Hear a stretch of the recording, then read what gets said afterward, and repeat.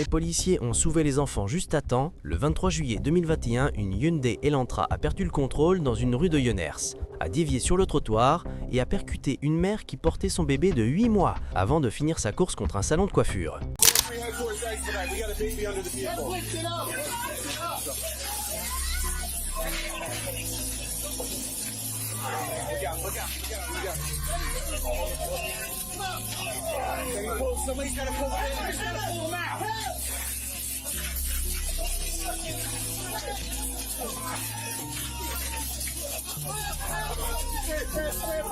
Grab the baby.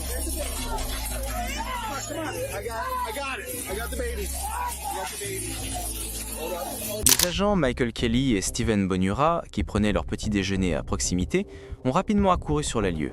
L'impact avait laissé la poussette endommagée, les témoins paniqués et le nourrisson coincé sous la voiture. Sans hésiter, les policiers ont coordonné les passants pour soulever le véhicule, s'efforçant d'extraire l'enfant au plus vite. La mère, bien que blessée, est restée consciente et appelait son bébé tandis que les secouristes luttaient contre le poids de la voiture.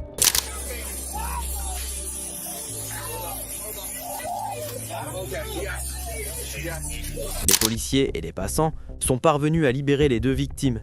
Mais l'impact a laissé le bébé grièvement blessé, avec notamment une fracture du crâne, tandis que la mère souffrait d'une fracture du fémur. La police a ensuite arrêté le conducteur, David Pankarac, pour conduite en état d'ivresse et agression aggravée. Alors qu'un accident à Yonners avait poussé des passants à se précipiter pour sauver une mère et son enfant, des années plus tard, à Los Angeles, un père avertissait que si lui venait à mourir, sa famille périrait également. Le 4 juillet 2024, un appel pour violence domestique a conduit les agents du LAPD dans un parc de camping-car du sud de Los Angeles, où Carlos Rangal, âgé de 34 ans, menaçait d'incendier la maison familiale alors que sa femme et ses deux fils adolescents y étaient encore enfermés.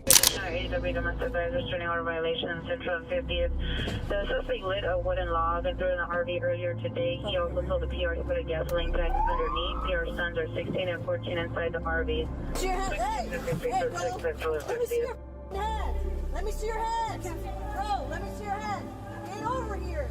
Stop reaching for your waistband. 41, we're going to be took. Stop reaching for your waistband.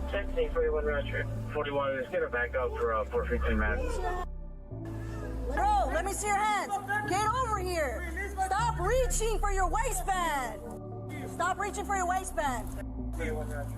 41 is going to back up for 415 man. Let me see your hands. Let me see your hands, bro. Hey, you got a 40? I got a 40 here. Hey, don't reach for anything, bro. Just put your hands up. Just put your hands up. You'll see what happens. Go ahead. This is the moment. You see hell right. Carlos. You see hell. Carlos, put your hands up, brother. Hell. Release my family. Carlos, put your hands up. We'll come talk to you, bro. We're not gonna go. Doesn't mean you're going to jail, bro. It doesn't mean you're going to jail. Just come talk to us. Jail. No one. Exactly. So just come here and let's talk to you. Don't go to jail. No one. Get your hands off of your waist. We're in war. We die. We die. Nobody goes Carlos, put your hands up, bro. Trust me. I die.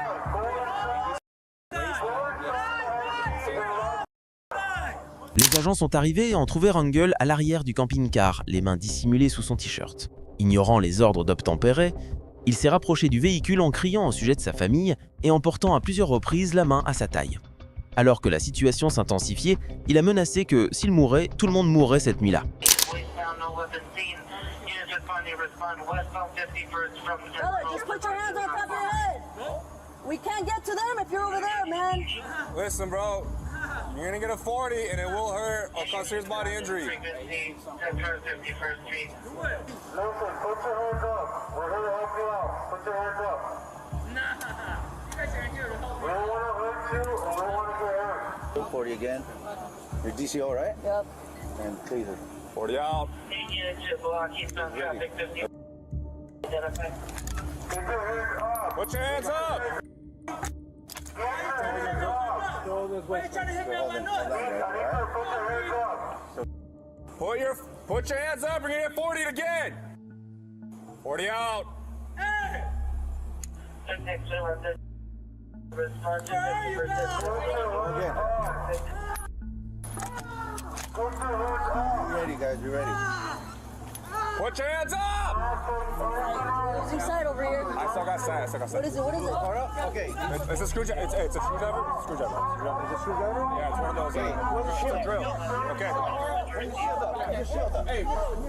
It's a drill. Put your hands up! Bring it up a little bit. Oh, hold on. You're good. Hold on. We can see both of his hands, all right? Yeah. Be ready if you have to 40 him again, all right? Yeah, Okay, he's down. Move it up, and we use that as cover, yep.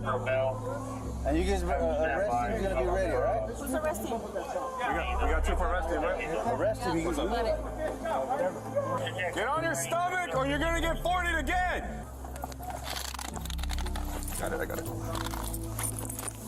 L'affrontement s'est intensifié alors que Rangel continuait d'ignorer les avertissements. Les agents ont tiré avec des munitions de 340 mm, le touchant et lui fracturant un doigt.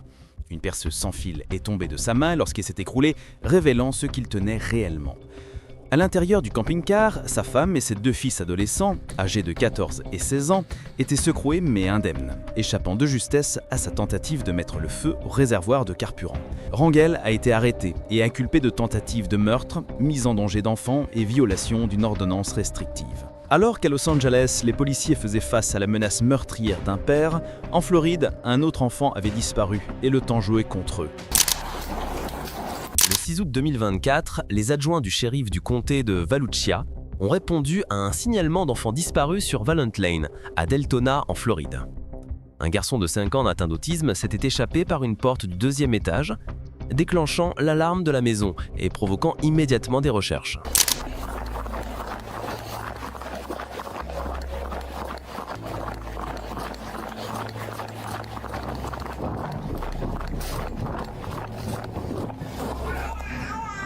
Coco! Hey, he's out here somewhere. Hey, I got him. X-ray 42 Central, I got him in the water, facing. Come here.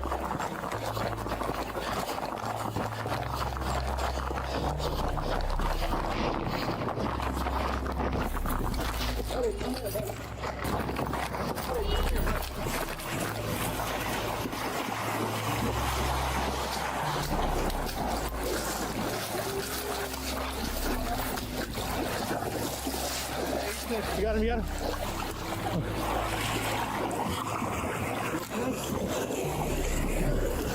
He's okay.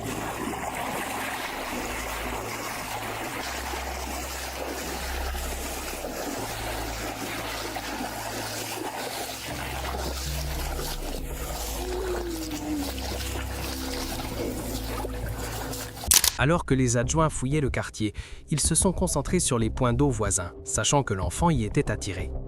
Derrière tout cas courte, l'adjoint Wes Brow a entendu de faibles éclaboussures provenant d'un étang. En s'approchant, il a aperçu le garçon agrippé à un tronc, luttant pour rester à flot. Sans hésiter, Brow est entré dans l'eau, a rejoint l'enfant juste à temps et l'a ramené sain et sauf sur la berge.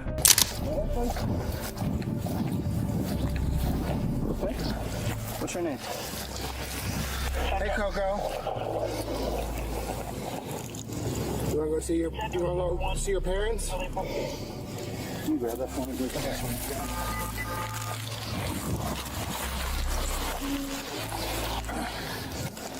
Transi et tremblant, mais conscient, le garçon a rapidement été examiné par le personnel médical avant de retrouver sa famille soulagée. Les enquêteurs ont ensuite confirmé que, malgré des précautions comme les alarmes de porte, l'enfant avait tout de même réussi à s'échapper sans être remarqué. Grâce au sang-froid de l'adjoint Brown et à sa formation sur la sensibilisation à l'autisme, ce qui aurait pu tourner au drame s'est terminé par le retour sain et sauf du garçon à la maison.